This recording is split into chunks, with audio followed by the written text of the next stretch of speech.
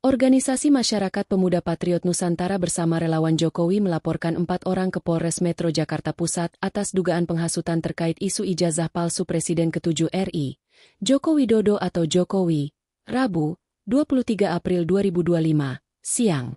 Kuasa hukum pelapor, Rusdiansyah, mengatakan, 4 terlapor itu berinisial RS, RSM, RF, dan seorang perempuan berinisial Titi.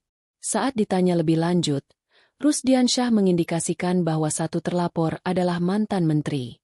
Diketahui, 4 sosok yang dilaporkan adalah mantan Menteri Pemuda dan Olahraga, Menpora, Roy Suryo, ahli digital forensik Rismon Sianipar, wakil ketua tim pembela ulama dan aktivis, TPUA, Rizal Fadillah, dan Dr. Tifauzia Tiasuma. Laporan ini didasarkan pada dugaan pelanggaran pasal 160 KUHP tentang penghasutan di muka umum. Rusdiansyah menyebut, bukti-bukti berupa pernyataan lisan dan tulisan yang dinilai memicu keresahan di masyarakat sudah dilampirkan. Pihak Pemuda Patriot Nusantara sendiri menilai jika penghasutan tersebut menimbulkan gejolak di masyarakat.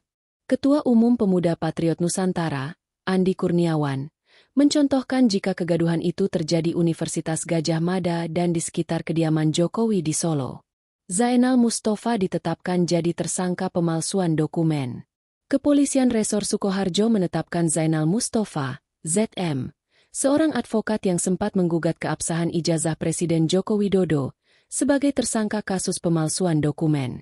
Penetapan dilakukan pada Senin, 21 April 2025, setelah penyidik menemukan cukup bukti dari laporan yang diajukan pelapor Asri Purwanti sejak Oktober 2023. Kasat Reskrim Polres Sukoharjo, AKP Zanudin, membenarkan status hukum tersebut.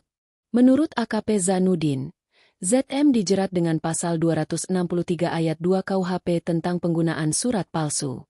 Ancaman hukuman maksimal dalam pasal ini adalah 6 tahun penjara. Kasus ini berawal dari laporan dugaan pemalsuan ijazah oleh Asri Purwanti, yang menyoroti kejanggalan dalam riwayat pendidikan ZM.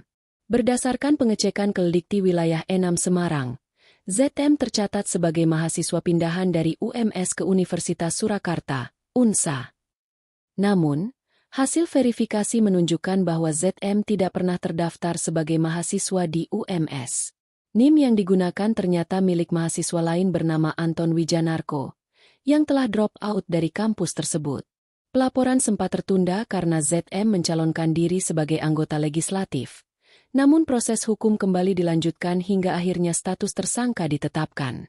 Zainal Mustafa dikenal sebagai anggota tim pengacara tolak ijazah palsu usaha Gak Punya Malu, tipu UGM.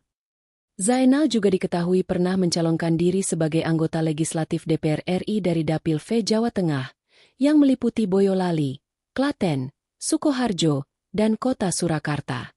Pasca pemilu, Zainal tampil sebagai satu penggugat keabsahan ijazah Presiden Joko Widodo melalui gerakan tipu UGM.